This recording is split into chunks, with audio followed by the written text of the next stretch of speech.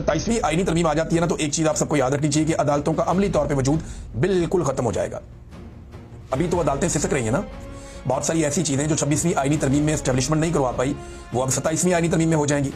मैंने आपको बहुत पहले एक बात कही थी कि 26वीं आईनी तरमीम के बाद 27वीं आईनी तरमीम आएगी और असल तरमीम वही होगी। ये 26वीं आईनी तरमीम सिर्फ इसलिए की गई है ताकि 27वीं आईनी तरमीम का जो एक्चुअली करना चाहिए एस्टेब्लिशमेंट, उसका रास्ता खुल जाए, और वो रास्ता अब खोला जा रहा है। यानी नंबर पूरे करने थे ना, तो 26वीं आईनी तरमीम के जरिए से आईनी बेंच बनाया गया।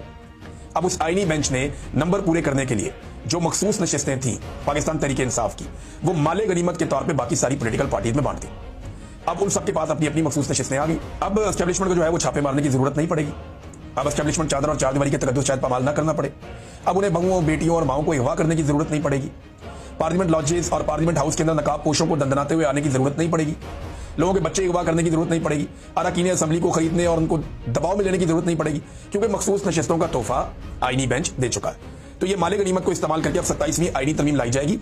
और इस्लामाबाद से जो लोग इतला दे रहे हैं वो ये इतला दे रहे हैं कि जिन लोगों ने 27वीं आईनी तरमीम को पास करवाना है, उन्हें पता ही नहीं है कि इस तरमीम के अंदर क्या लिखा हुआ है। बस ये आएगी और पास हो जाएगी, और कोशिश ये है कि ये काम एक्सटेंशन से पहले हो जाए। अब देखते हैं कि क्या होता है। बहरहाल ये कुछ लोगों का दावा है, वो दावा मैंने आपके सामने रख दिया है।